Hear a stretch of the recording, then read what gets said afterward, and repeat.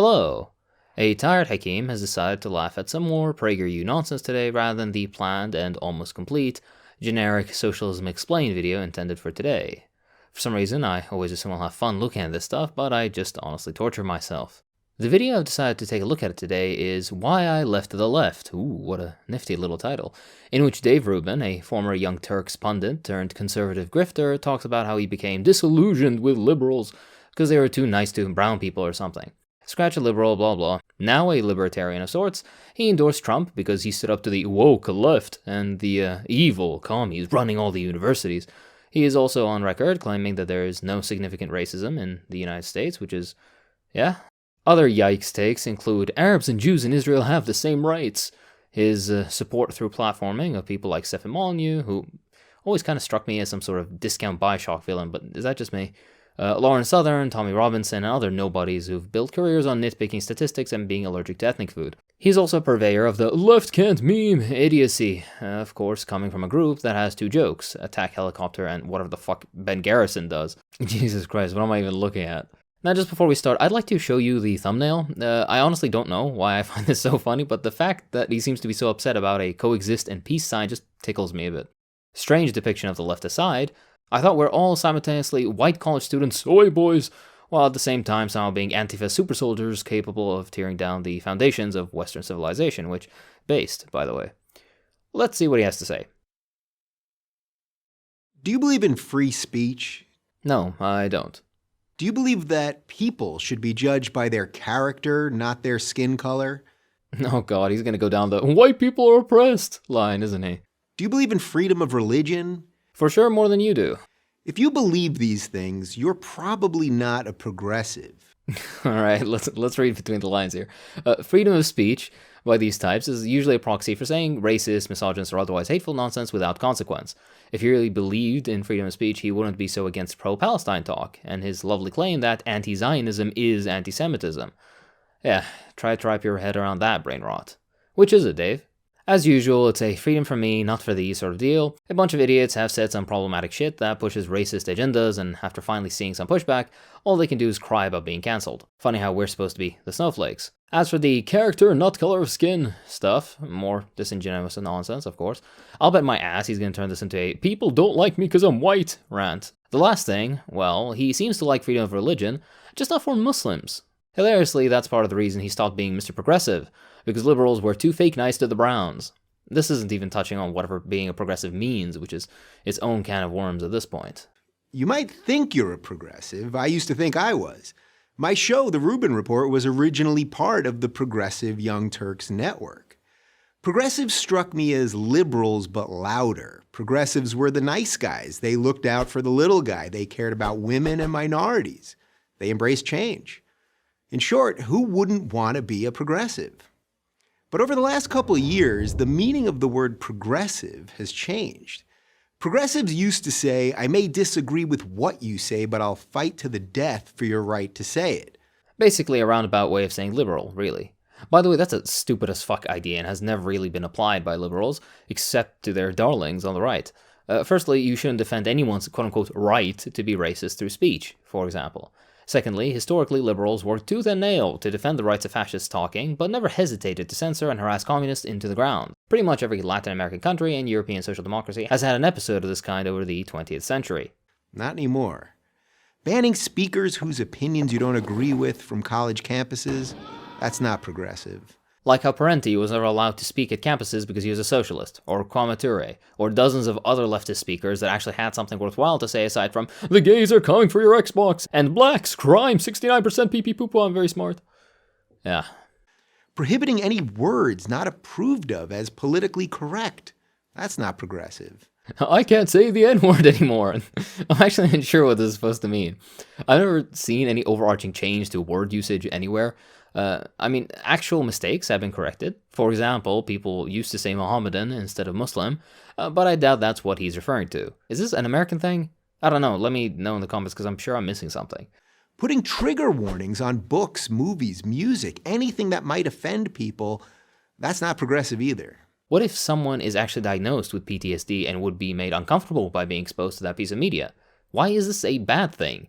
A word in a way a conservative mind would understand. Military veterans might appreciate trigger warnings on explosive or otherwise action simulation noise in media, as it can elicit PTSD in relation to their time in service.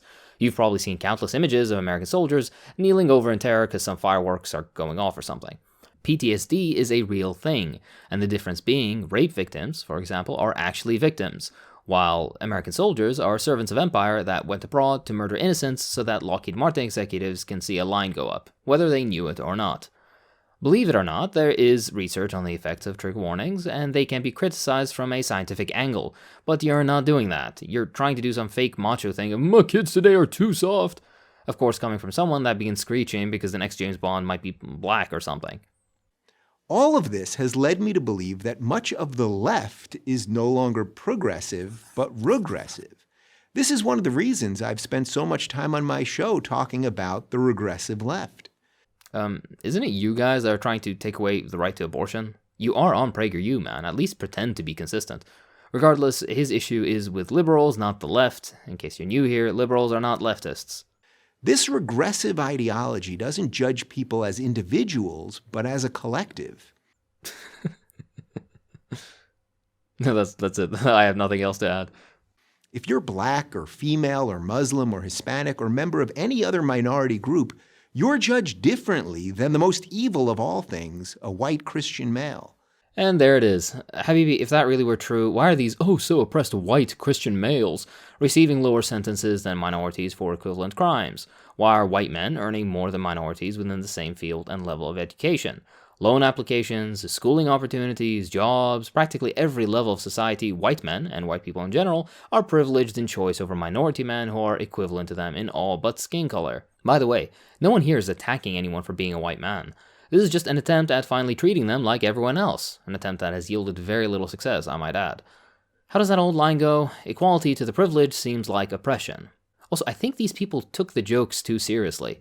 White America literally enslaved Africans for centuries, and to this day continues to systematically discriminate against them, yet I've heard several times from prominent figures, as well as everyday white people, that blacks should get over it by now. In comparison, maybe within the last decade, probably less, there have been a few jokes about, lack of seasoning and punching drywall, which result in seething and frothing at the mouth because, Todd felt it an affront to his masculinity to use paprika or some shit. And didn't like to be called out on it, of course. And I reiterate, apparently minorities are the snowflakes. The regressive left ranks minority groups in a pecking order to compete in a kind of oppression Olympics. Gold medal goes to the most offended. And you putting whites at the finish line isn't contributing to that. I agree the idea is stupid, but again, liberals generally love flashy stuff that has no substance, so I'm not surprised that this is what they do. Rather than fix the systemic bias of prisons and judges against African Americans, they'd rather have a black cop, judge, and prison warden. Again, his issues are with liberals, not socialism or anything actually left. Who am I kidding? The overtone window in the US is so far right that loosely saying people should have healthcare makes you look like Stalin, apparently. Martin Luther King Jr.'s dream that his children would be judged by their character and not their skin color was a liberal idea, but these days it's not a progressive ideal. Oh boy, a conservative quoting Martin Luther King, a noted socialist and vocal anti-capitalist that was encouraged by the FBI to kill himself. Are you ready for me to bust out some Lenin? Let's bust out some Lenin. What is now happening to Marxist theory, or Martin Luther King in this case, has, in the course of history, happened repeatedly to the theories of revolutionary thinkers and leaders of oppressed classes fighting for emancipation. During the lifetimes of great revolutionaries, the oppressing classes constantly hounded them, received their theories with the most savage malice, the most furious hatred, and the most unscrupulous campaigns of lies and slander. After their death, attempts are made to convert them into harmless icons, to canonize them, so to say, and to hallow their names to a certain extent for the consolation of the oppressed classes, and with the object of duping the latter, while at the same time robbing the revolutionary theory of its substance, blunting its revolutionary edge, and vulgarizing it. Man, he really never misses, huh? God, I'd love Lenin. There's really nothing more to add here. If Martin Luther King was alive today, you'd be deriding him as a member of the regressive left. So kindly fuck off. And what about religious freedom, the idea that no one else can tell you what you have to believe? Surely progressives still support that basic right. Let me guess, Christians, still the believing majority within the US, are somehow oppressed. Liberals are too nice to Muslims. Yeah, it's gonna be that, isn't it? Well, not so much. I'm a married gay man, so you might think that I appreciate the government forcing a Christian baker or photographer or florist to act against their religion in order to cater, photograph, or decorate my wedding. But you'd be wrong. A government that can force Christians to violate their conscience can force me to violate mine. This is why I really don't like these types. He drops the fact that he's gay only to suit an agenda. As always, they'll always get a demographic-appropriate guest to say their shit for them. It'd be neat if it wasn't so transparent. If a baker won't bake you a cake, find another baker. Don't demand that the state tell him what to do with his private business. This gets annoying in the discussion because we'll have to get into anti-discrimination laws. A baker that denies gays can deny blacks or Native Americans or Jews. Slippery slope, blah blah. I'm not in the mood for this conversation, but safe to say this is an ideological inconsistency for this guy. I'm pro-choice, but a government that can force a group of Catholic nuns, literally called the Little Sisters of the Poor, to violate their faith and pay for abortion-inducing birth control. Oh, okay. Stop. Just stop. Firstly, this is complaining about the contraceptive mandate in the US, which basically means that insurers and employers have to provide coverage for contraceptives, an objectively good thing. Out of 18 methods of contraception, the law requires that at least one is covered, and absolutely none of these are abortion-inducing birth control, which is incredibly vague, by the way. I'm a physician. I looked through the list. Absolutely none of them are abortion-inducing. The only way to justify this is to somehow suggest that the Plan B pill is abortion-inducing, in which he would reveal himself to be either absolutely ignorant of the legal definition of abortion or of medicine, most probably both. The point of Plan B is to prevent fertilization in the first place, not to abort an implanted embryo. This is an objective falsehood he's spreading. He's literally lying. There's no way around this. Can force anyone to do anything. That's not progressive, that's regressive. The only thing regressive here is your understanding of embryology, Habibi.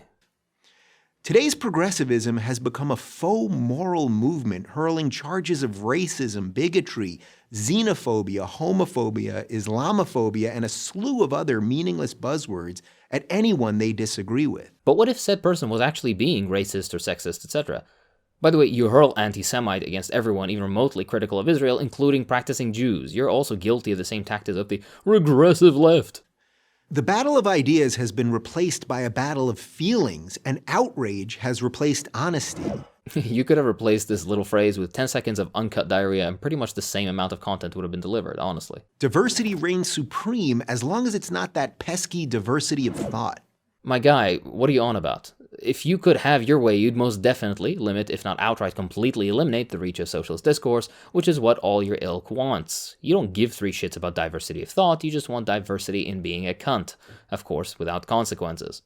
This isn't the recipe for a free society, it's a recipe for authoritarianism. And he blames us for buzzwords. For these reasons, I can no longer call myself a progressive. I don't really call myself a Democrat either. I'm a classical liberal. Liberal is enough. By the way, yeah, we noticed. A free thinker. Yeah, whatever you tell yourself at night, Habibi. And as much as I don't like to admit it, defending my liberal values has suddenly become a conservative position. Yes, conservatives are the voice of reason. That's why we should defund homeless shelters and cut taxes on the rich. The money will trickle down any second now, and while we're at it, let's bomb a place most Americans can't point on a map. By the way, this is an indictment of Democrat types too. You're all liberals. So if you think people should be able to say what they think without being punished for it, that people should be judged by their behavior, not their skin color, and that people should be able to live the way that they want to live without government interference. Brought to you from the side of increase the funding for the police and, we haven't been in enough wars yet. Big government is a fairy to conservatives. It exists when you're not allowed to profile blacks, but doesn't exist when you want the war machine to rev up again. Then there's not much left on the left for you. I'll keep trying to explain that to progressives until I'm totally left out. I'm Dave Rubin of The Rubin Report for Prager University. Thank you, Dave. This has been a thoroughly unpleasant experience. To subscribe to our YouTube channel, click here. To help keep our videos free, donate here. Is it just me or does Dennis always sound like he smells like dust and really bad coffee? He's like the shitty grandpa that always brings the bitter candy that sat out on a windowsill for like 6 years. The chocolate where the fat is separated. Yeah, you know what I'm talking about. And that's it for today. I'm sorry that I subjected you to this garbage, but it was fun enough to laugh at. Ever more PragerU garbage as always.